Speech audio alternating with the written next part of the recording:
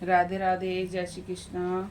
और आज है कार्तिक मास का 5वां दिन और हमने इन पिछले 4 दिनों में एक दिन श्रीमद् भगवत गीता का अ, अध्याय का महात्म्य पढ़ा और दूसरे दिन अध्याय पढ़ा। तो इसी प्रकार से आज श्रीमद् भगवत गीता के तीसरे अध्याय का हम महात्म्य पढ़ेंगे।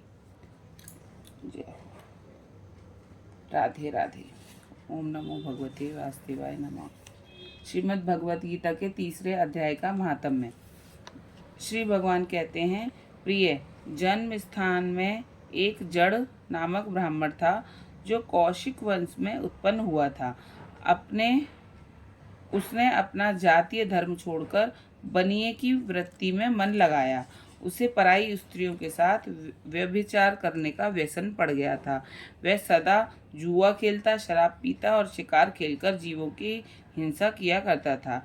इसी प्रकार उसका समय बीतता था। धन नष्ट हो जाने पर वह व्यापार के लिए बहुत दूर उत्तर दिशा में चला गया। वहां से धन कमाकर घर की ओर लौटा। बहुत दूर तक का रास्ता उसने तय कर लिया था। एक दिन सूर्यास्त हो जाने पर जब 10 दिशाओं में अंधकार फैल गया, तब एक वृक्ष के नीचे उसे लुटेरों ने धर दबोचा और शीघ्र ही उसके प्राण ले लिए। उसके धर्म का लोप हो गया, इसलिए वह बड़ा भयानक प्रेत हुआ। उसका पुत्र बड़ा धर्मात्मा और वेदों का विद्वान था। उसने अब तक पिता के लौट आने की राह देखी। जब वे नहीं आए, तब उनका पता लगाने के लिए वह स्वयं भी घर छोड़कर चल दिया। वह प्रतिदिन खोज करता, मगर राहगीरों से पूछने पर भी उसे उनका कुछ समाचार नहीं मिलता था। तदंतर एक दिन एक मनुष्य से उसकी भेंट हुई।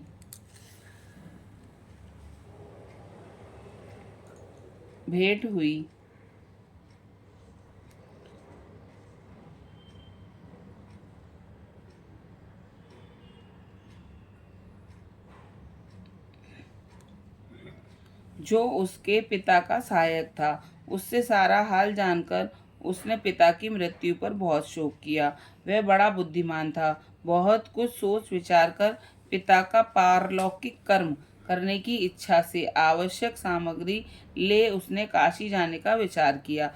मार्ग में 7-8 मुकाम डालकर वह 9वें दिन उसी वृक्ष के नीचे पहुंचा जहां उसके पिता मारे गए थे। उस स्थान पर उसने संध्योपासना की और गीता के तीसरे अध्याय का पाठ किया। उसी समय आकाश में बड़ी भयानक आवाज हुई। उसने अपने पिता को भयंकर आकार में देखा। फिर तुरंत ही अपने सामने आकाश में उसे एक सुंदर विमान दिखाई दिया जो महान तेज से व्याप्त था। उसने अनेकों क्षुद्र घंटिकाएं लगी थीं। उसके तेज से समस्त दिशाएं आलोकित हो रही थी। वह दृश्य देखकर उसके चित्त की व्यग्रता दूर हो गई। उसने विमान पर अपने पिता को दिव्य रूप धारण किए विराजमान देखा। उसके शरीर पर पीताम्बर शोभा पा रहा था और मुनिजन उसकी स्तुति कर रहे थे। उन्हें देखते ही पुत्र ने प्रणाम किया। तब पिता ने भी उसे आशीर्वाद दिया। तत्पश्चात उसने पिता से यह सारा वृत्तांत पूछा। उसके उत्तर में पिता ने सब बातें बताकर इस प्रकार कहना आरंभ किया।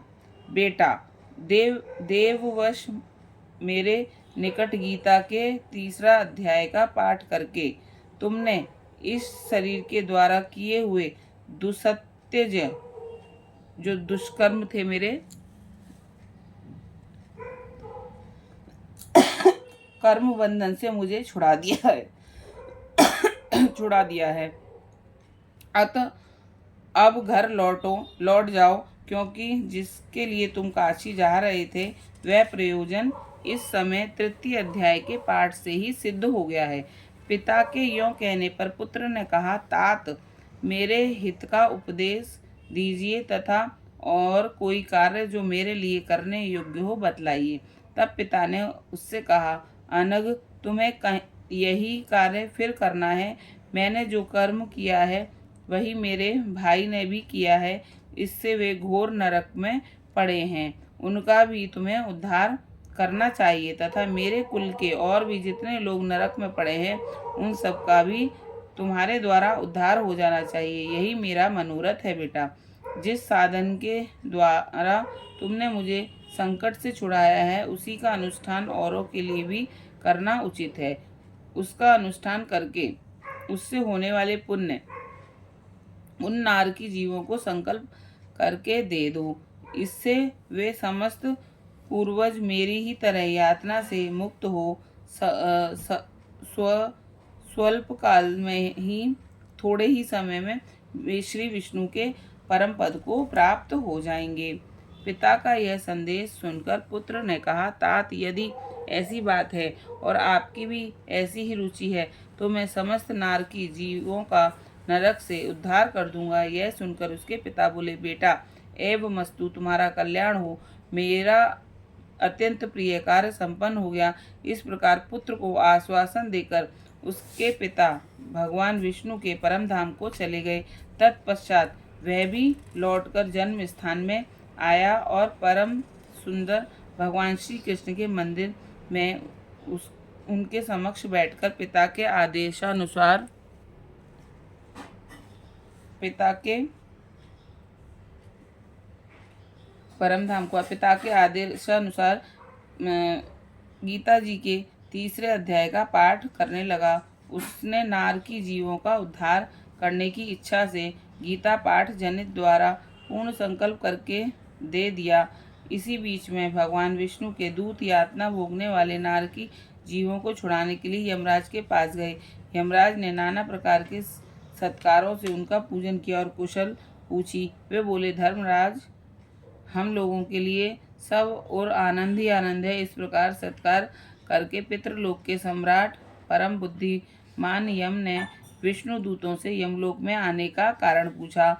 तब विष्णु दूतों ने कहा, यमराज, शेष सैया पर शयन करने वाले भगवान विष्णु ने हम लोगों को आपके पास कुछ संदेश देने के लिए भेजा है। भगवान हम लोगों के मुख से आपकी कुशल पूछते हैं और यह आज्ञा देते हैं कि आप नरक में पड़े हुए समस्त प्राणियों को छोड़ दें। अमित तेजस्वी भगवान विष्णु का यह आदेश सुनकर यम ने मस्तक झुकाकर उसे स्वीकार किया और मन ही मन कुछ सोचा। तत्पश्चात मदोन्मत्त नारकी जीवों को नरक से मुक्त देख कर उसके साथ ही वे भगवान विष्णु के वास स्थान को चले। यमराज श्रेष्ठ विमान के द्वारा वहाँ क्षीर सागर है वहाँ जा पहुँचे। उसके भीतर कोटि कोटि सूर्यों के समान कांतिमान नील कमल दल के समान श्याम सुंदर लोकनाथ जगत गुरु श्री हरि का उन्होंने दर्शन किया। भगवान का तेज उनकी सैया बने हुए शेषनाग के फणों की मड़ियों के प्रकाश से दुगना हो गया। वे आनंद युक्त दिखाई दे रहे थे। उनका हृदय प्रसन्नता से परिपूर्ण था। भगवती लक्ष्मी अपनी सरल चितवन से प्रेम पूर्वक उन्हें बार बार निहार रही थी। चारों ओर योगी जन भगवान की सेवा में खड़े थे। उन योगियों की आंखों के तारे ध्यानस्थ होने के कारण शिथिल प्रतीत होते थे। देवराज इंद्र अपने विरोधियों को परास्त करने के उद्देश्य से भगवान की स्तुति कर रहे थे। ब्रह्मा जी के मुख से निकले हुए वेदांत वाक्य मूर्तिमान होकर भगवान के गुणों का गान कर रहे थे। भगवान पूर्णतः संतुष्ट होने के साथ ही समस्त योनियों की ओर से उदासीन प्रतीत हो रहे थे। जीवों में से जिन्होंने योग साधना के द्वारा अधिक पुण्य संचय किया था उन सबको एक ही साथ वे कृपा दृष्टि से निहार रहे थे।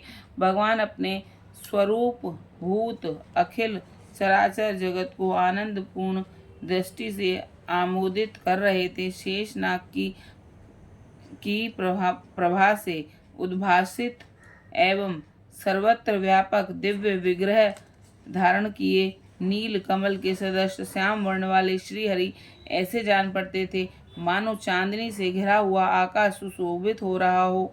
इस प्रकार भगवान की झांकी करके यमराज अपनी विशाल बुद्धि के द्वारा उनकी स्तुति करने लगा। यमराज बोले, संपूर्ण जगत का निर्माण करने वाले परमेश्वर, आपका अंतकरण अत्यंत निर्मल है। आपके मुख से ही वेदों का प्रादुर्भाव हुआ है।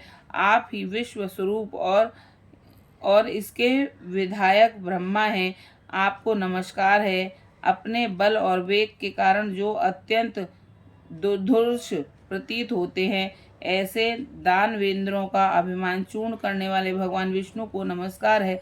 पालन के समय सतव्य में शरीर धारण करने वाले विश्व के आधारभूत सर्वव्यापी श्री हरि को नमस्कार है। समस्त देहधारियों की पातक राशि को दूर करने वाले परमात्मा को प्रणाम है, जिसके ललाटवर्ती नेत्र के तनिक से स खुलने पर भी आग की लपटें निकलने लगती हैं। उन रुद्र रूपधारी आप परमेश्वरी को नमस्कार है। आप संपूर्ण विश्व के गुरु, आत्मा और महेश्वर हैं। अतः समस्त वैष्णव जनों को संकट से मुक्त करके उन पर अनुग्रह करते हैं। आप माया से विस्तार को प्राप्त हुए अखिल विश्व में व्याप्त होकर भी कभी माया अथवा उससे उत्पन्न होने वाले गुणों से मोहित नहीं होते। माया तथा माया जनित गुणों के बीच में स्थित होने पर भी आप पर उनमें किसी का प्रभाव नहीं पड़ता। आपकी महिमा का अंत नहीं है, क्योंकि आप असीम हैं। फिर आप वाणी के विषय कैसे हो सकते हैं? अतः मेरा मौन रहना ही उचित है। इस प्रकार स्तुति करके यमराज ने हाथ जोड़कर कहा, जगदगुरु, आपके आदेशों से इन जीवों को गुण रहित होने पर भी मैंने छोड़ दिया। अब मेरे योग्य और कोई कार्य हो उसे बताइए। उनके यों कहने पर भगवान मधुसूदन मेघ के समान गंभीर वाणी द्वारा मानो अमृत रस से सींचते हुए बोले, धर्मराज, तुम सबके प्रति समान भाव रखते हुए लोगों का पाप से उद्धार कर रहे हो। तुम पर देहधारियों का भार रखकर मैं निश्चित हूँ। अतः तुम अपना काम करो और अपने लोक को लौट जाओ। यों कहकर भगवान अंतर्ध्यान हो गए। यमराज भी अपनी पुरी को लौट आए। तब वह ब्राह्मण अपनी जाति के और समस्त नारकी जीवों का नरक से उद्धार करके स्वयं भी श्रेष्ठ विमान द्वारा श्री विष्णु धाम को चला गया। ये तीसरा महात्म्य भी समाप्त हुआ। श्रीमद् भगवद गीता जी का तीसरा महात्म्य पूरा हुआ। अब कल हम इसका अध्याय पढ़ेंगे।